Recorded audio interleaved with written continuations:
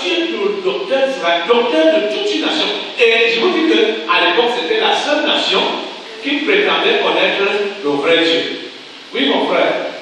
Oui, je voudrais dire que ce que vous dites est vrai, parce qu'à l'EPC, là où nous étions avant, quand les gens, les candidats, pour ce qu'ils appellent la confirmation, qui devrait être le baptême, c'est-à-dire en âge de raison, quand ils viennent, ils ont ce qu'ils appellent parents et marraines. Ils se tiennent là devant l'assemblée et le pasteur qui administre l'acte, il a des questions qu'il a formulées lui-même. Il dit seulement ceux qui sont candidats, si vous acceptez que Jésus, Dieu est Père, Fils et Saint-Esprit, dites oui, je l'accepte. Et les gens là même, en levant la main droite, il finit de poser ces questions aux candidats, il pose d'autres aux parents et marraines, il donne lui-même la réponse. Donc ces gens-là répondent à ces questions et à la sortie même du culte, ils ne peuvent même plus savoir quelles questions on leur a posées. Donc ils sont admis à la Sainte Table alors que personne n'a vraiment confessé Jésus. Donc tous ceux-là, qu'ils soient anciens d'église, diacres ou pasteurs, chrétiens, communiants, si vous leur demandez que est-ce que vous avez donné votre vie à Jésus, ils vont dire oui. Comment vous avez fait? Ils ne pourront jamais vous dire. Voilà. C'est ça. Est-ce que tu ignores quand tu es né? Hein? Tu ignores quand tu es né? Naturellement, ta première naissance. Tu ignores ça? Maintenant même que c'est très modernisé, on sait même à quelle seconde. Hein? C'est la coucheuse là, marque ça sur ton carnet. Et quand on parle de la nouvelle naissance, la naissance spirituelle, tu es né de nouveau quand? Je crois que. Et d'autres naissent de nouveau tout le temps. Eh mon Dieu! Ils naissent de nouveau tout le temps. À chaque fois qu'on va lancer là, je veux dire que, écoutez ce que Jésus dit ici là. La question, la réponse de Jésus, l'expression de Jésus est pertinente. Il dit que le vent souffle où il veut, au verset 8. Et tu en entends le bruit, mais tu ne sais d'où il vient, ni où il va. Il en est ainsi de tout homme qui est né de l'esprit. Il n'y a pas d'explication scientifique à donner. Hein? Quand le vent souffle, est-ce que tu vois le vent? Tu sais la direction que ça prend, mais tu sais que le vent est là. Quand la nouvelle naissance est là, tu sais que c'est là. Tu sais que c'est là. Il n'y a pas d'explication scientifique à donner, mais tu sais que c'est là, c'est fait. J'ai entendu le bruit. Je ne sais pas d'où c'est venu, où ça partait, mais je sais que l'Esprit de Dieu est entré en moi. Tel jour, je suis né de nouveau. Aujourd'hui, nous sommes en train de parler de ce phénomène parce que je sais qu'ici, plusieurs ne sont pas encore de nouveau. Vous savez ce qui se passe? J'avais bien enseigné ça, je crois. La présence de Dieu dans un milieu comme celui-ci affecte tout ce qui peut entrer ici. La chose là s'est passée, même dans la Bible, avec le roi Saül. Le roi Saül, quand il a été choisi, Samuel a un roi. Et Samuel lui a dit que lui a donné des signes. Parmi ces signes, il devait rencontrer une troupe des élèves prophètes qui étaient en train de prophétiser.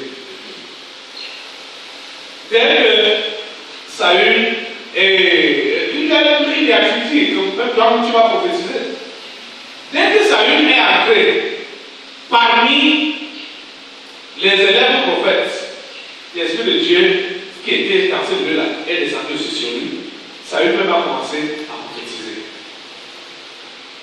Le milieu, ce milieu-ci est rempli de cet esprit, rempli de Dieu.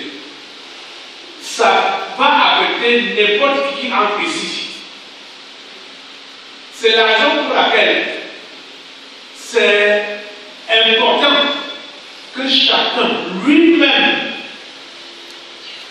puisse se rassurer que j'ai touché Jésus. Pas juste dans la masse comme ça. Parce que beaucoup parmi vous là, vous ne venez pas ici. C'est bien pour accompagner d'autres. Mais arrivé, le Saint-Esprit se saisit. Tu n'as pas voulu, tu n'as pas demandé d'être délivré ou d'être guéri. Quand ça vient sur toi comme ça, ça s'impose à toi. Tu ne sais pas d'où c'est venu, tu ne sais pas où ça va, tu n'as pas coopéré.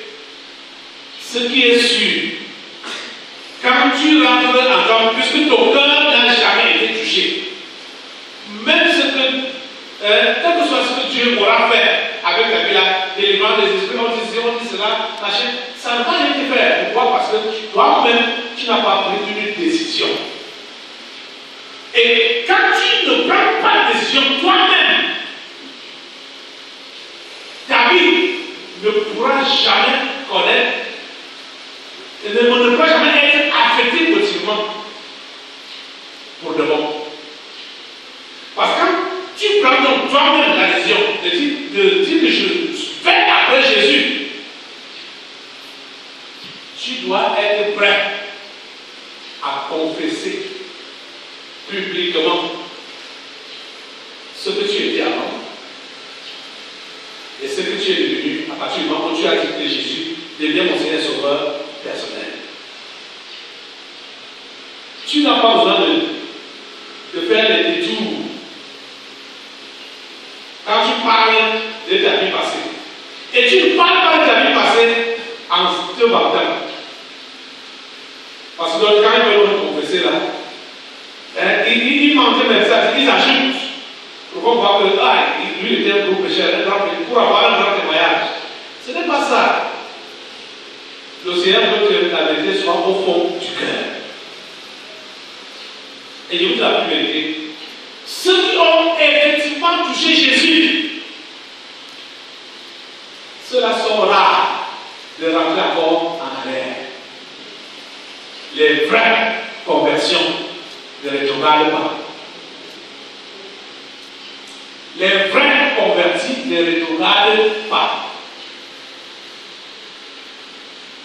Quand vous allez voir quelqu'un, aujourd'hui là, il est chaud demain, il tombe, machin, non.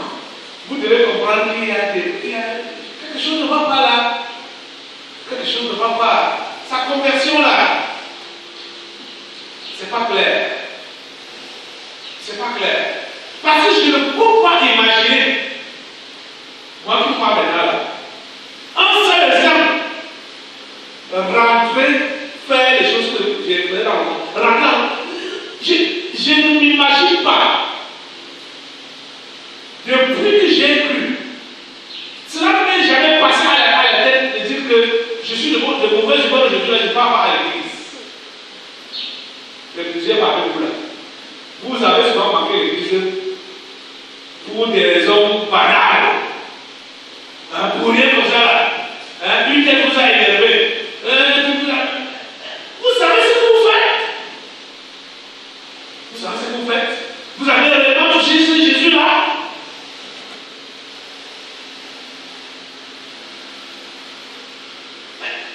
Si tu sais, la Bible dit que nous sommes passés des ténèbres à la lumière, de la mort à la vie.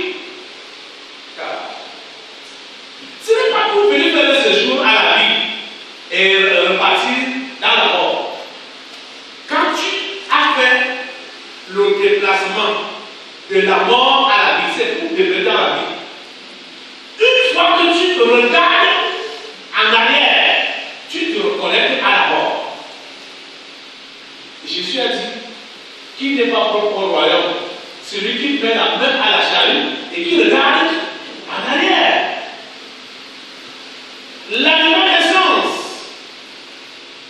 c'est ça qu'il vous faut pour plusieurs. Donc, tout ce que vous voyez ici, là, la plupart de ceux qui ont été délivrés, est-ce que vous êtes reçu, vous attendant à la délivrance? La délivrance, c'est posée sur vous parce que l'onction de Dieu est ici. La présence de Dieu est ici. Et vous savez que quand quelqu'un va être délivré comme ça, là, les esprits vont confesser des choses, machin, tout ça là, parfois même révélant des choses mauvaises que cette personne faisait dans le passé. Ce n'est pas la personne qui confesse, c'est le démon qui confesse. La personne même doit l'ont confessé, l'ont déclaré et abandonné. Vous comprenez? Tu dois écouter. Ce n'est pas les démons que Dieu va condamner. Et ils ont été condamnés depuis longtemps.